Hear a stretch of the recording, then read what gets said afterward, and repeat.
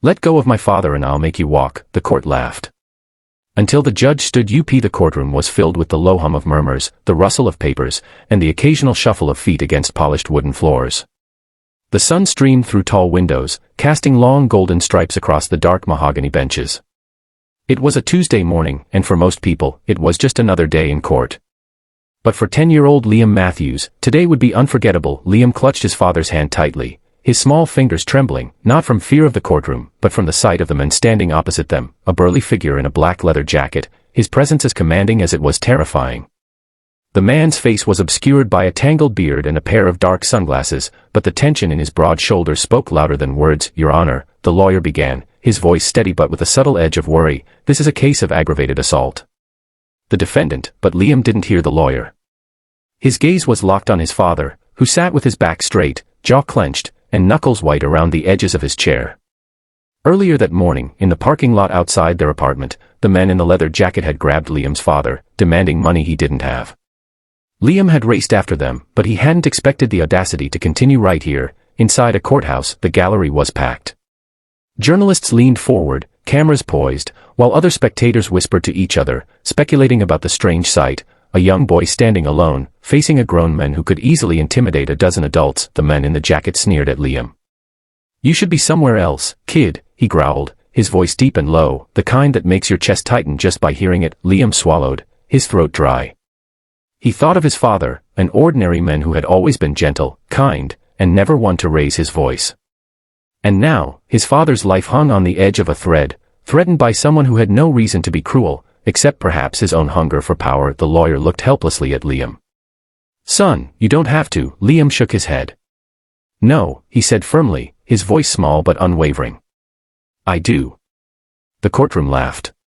A ripple of chuckles ran through the room, sharp and mocking, as if to say, "What can a 10-year-old possibly do?"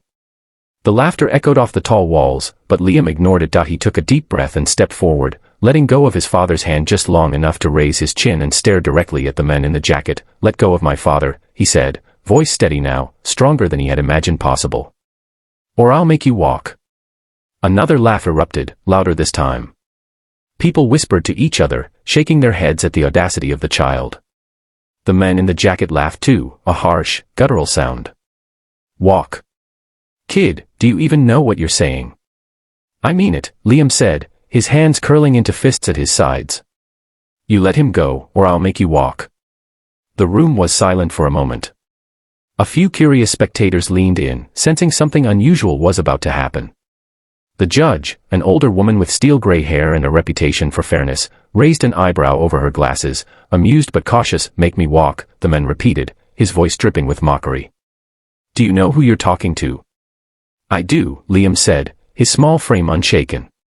"I know exactly who you are. And I know exactly what you've done.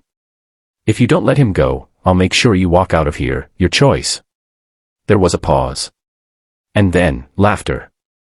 The court erupted into murmurs and giggles, a few snorts of outright amusement. The gallery was practically convulsing. Lawyers whispered to each other, trying not to smile too broadly, while the court reporters furiously scribbled notes. Even the bailiffs exchanged glances, shaking their heads in disbelief at the little boy's audacity, but the judge remained silent, her gaze fixed on Liam. She leaned back slightly in her chair, and for the first time, the laughter began to fade. The man in the jacket frowned. "Kid," he said, stepping closer, his bulk shadowing Liam like a storm cloud, "you really think you can?" Before he could finish, a firm voice cut through the tension like a knife. "Order in this court." All heads turned. The room fell completely silent. The judge stood, her presence commanding enough to stop even the whispering spectators. Her gray eyes, sharp and unyielding, locked on the man in the jacket. "Young man," she said, turning to Liam, "you have courage most adults lack. And you are right, no one in this courtroom has the right to threaten another person, especially a child's parent. You have my attention. And you have my protection." Liam swallowed, his heart racing. He hadn't expected the judge to say that. He only wanted to protect his father. But the man in the jacket sneered again, stepping even closer. "I don't take orders from kids, or judges, for that matter." The judge raised her hand, and the room held its breath. "Sir," she said slowly, deliberately, "you will release Mr. Matthews immediately." If you do not, I will personally ensure that you leave this courtroom on foot, escorted by law enforcement, for as long and as far as necessary to impress upon you the seriousness of your actions." The words struck like lightning. The man in the jacket's confident sneer faltered for the first time. He looked around, seeing the sea of witnesses, the officers, and the judge's unwavering gaze. Something in him shifted. Liam's father, pale but relieved, whispered, "Liam, just let him go, Dad," Liam said. "I've got this." For a moment, it seemed as though the men might resist, but then, slowly, almost reluctantly, he released Liam's father. His massive hand fell to his side, and he straightened up, trying to regain some shred of composure. The courtroom exhaled collectively. The tension that had gripped every corner of the room dissolved into a mix of awe and applause. Some spectators wiped tears from their eyes, while others simply stared, mouth slightly open, unable to believe what they had just witnessed. The judge sat back down, her gavel tapping softly against the desk.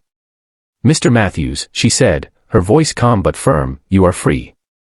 And young man," she continued, turning to Liam, "you have set an example of bravery, loyalty, and moral courage that will not soon be forgotten." Liam smiled faintly, feeling a warmth spread through him that had nothing to do with the sunlight streaming through the courtroom windows. He looked at his father, whose eyes were filled with pride and gratitude. Outside the courtroom, the media swarmed, cameras flashing as reporters asked questions about the heroic child who had stood up to a man twice his size. Social media exploded with videos of Liam's confrontation, the phrase, "I'll make you walk," trending within hours. People around the world were inspired by a boy whose courage reminded them that age does not define bravery. As they left the courthouse, hand in hand, Liam's father knelt to his son's level. "I don't know how you did it, Liam," he said, his voice shaking. "You were so brave. You saved me." Liam shrugged, trying to appear casual, but his heart was still racing.